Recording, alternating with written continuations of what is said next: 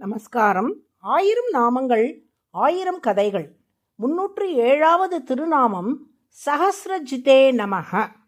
இந்திய இசை வரலாற்றில் 12ஆம் நூற்றாண்டில் தோன்றிய பஜனை சம்பிரதாயத்தை சார்ந்த இசை வடிவமே ஜெயதேவரின் கீத கோவிந்தம் அஷ்டபதியாகும்.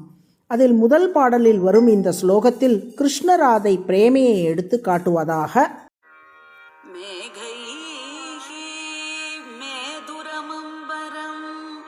वनभुवः श्यामः तमालद्रुमैः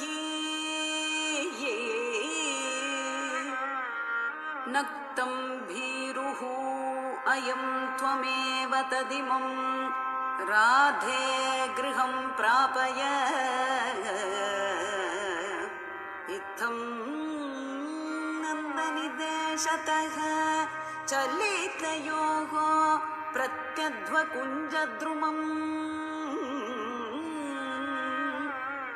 राधा माधवयोः जयन्ती यमुनाकूले रहकेलयः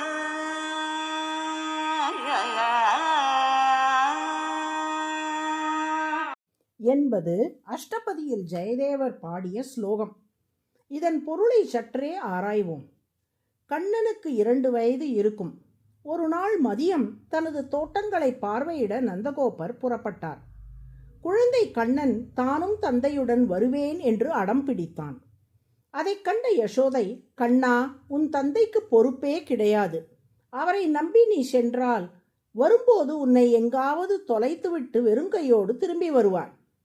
எனவே இவரை நம்பி உன்னை நான் அனுப்பி வைக்க மாட்டேன் என்றாள். ஆனால் கண்ணன் வீல் வீல் என்று அழத் தொடங்கிவிட்டான். அப்போது எதிர் வீட்டில் வாழ்ந்த விருஷபானுவின் மகள் ராதை அங்கே வந்தாள். அச்சமயம் ராதைக்கு சுமார் 18 வயது இருக்கும். என்ன ஒரே சத்தமாக இருக்கிறதே என்று யசோதையை பார்த்து கேட்டாள். யசோதை நடந்தவற்றை சொல்ல, நான் குழந்தையை பாதுகாப்பாக அழைத்து சென்று மீண்டும் திரும்ப வந்து வீட்டில் சேர்க்கிறேன் என்றாள் ராதை. அதை யசோதையும் ஏற்கவே கண்ணனை தனது இடுப்பில் தூக்கி வைத்துக்கொண்டு நந்தகோபனுடன் தோட்டத்துக்கு சென்றாள் ராதை. நந்தகோபர் தோட்டங்களை பார்வையிட்டு வந்தபோது திடீரென வானில் கார் மேக கூட்டங்கள் தோன்றிவிட்டன. அதை கண்ட நந்தகோபர், ராதா, இருட்டை பார்த்தால் கண்ணன் பயப்படுவான். நீ இவனை வீட்டுக்கு அழைத்து செல், நான் பின்னால் வருகிறேன் என்றார். ராதையும் கண்ணனை வீட்டுக்கு தூக்கி வந்தாள். தன் வேலைகளை முடித்துவிட்டு நந்தகோபர் இரவு வீடு திரும்பினார். கண்ணா என்று வீட்டு வாசலில் நின்றபடி ஆவலோடு அழைத்தார். கோபத்துடன் வந்த யசோதை, கண்ணனை நீங்கள் அழைத்து சென்று விட்டு இங்கே வந்து கண்ணா என்று கூப்பிடுகிறீர்களே, குழந்தை எங்கே என்று கேட்டாள். ராதையையும் கண்ணனையும் மதியமே வீட்டுக்கு அனுப்பி வைத்து விட்டேனே என்றார் நந்தகோபர். இன்னும் அவர்கள் வரவில்லையே என்று யசோதை பதறிப்போனாள். அப்போது கண்ணனோடு ராதை வந்து சேர்ந்தாள். எங்கே அம்மா போனாய் என்று கேட்டார் நந்தகோபர்.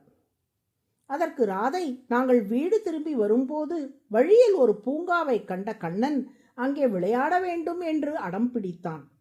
அவனை பூங்காவுக்குள் அழைத்து சென்று விளையாட்டு காட்டிவிட்டு அழைத்து வந்தேன். அதனால்தான் தாமதமாகிவிட்டது என்று அளித்தாள். கண்ணனை பெற்றோரிடம் ஒப்படைத்துவிட்டு தன் வீட்டுக்கு சென்றாள் ராதை. ஆனால் இங்கே ஒரு ரகசியம் உள்ளது. பூங்காவுக்குள் நுழையும் முன் ராதையின் வயது 18, கண்ணனின் வயது 2. ஆனால் பூங்காவுக்குள் நுழைந்த பின் கண்ணனின் வயது 20. பூங்காவில் இருந்து வெளியே வருகையில் கண்ணனின் வயது 2. எனவே இடைப்பட்ட காலத்தில் ராதையோடு காதலனாக உறவாடி இருக்கிறான் கண்ணன். ஆம், நினைத்த நேரத்தில் 2 வயது குழந்தையிலிருந்து 20 வயது வாலிபனாகவும் கண்ணன் மாறுவான். 20 வயது வாலிபனிலிருந்து 2 வயது குழந்தையாகவும் மாறுவான்.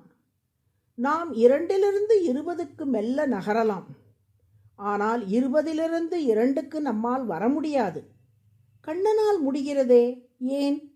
ஏனெனில் திருமால் காலத்தை வென்றவர். மனிதர்களான நாம் காலத்துக்கு கட்டுப்பட்டவர்கள். ஆனால் இறைவன் இந்த காலத்துக்கு கட்டுப்படாதவர். காலத்தை வென்று அதை தன் கட்டுப்பாட்டில் வைத்திருப்பவர். அவ்வாறு காலம் தனது கட்டுப்பாட்டில் இருப்பதை ஆலிலை கண்ணனாக அவதரித்த போது திருமால் காட்டினார்.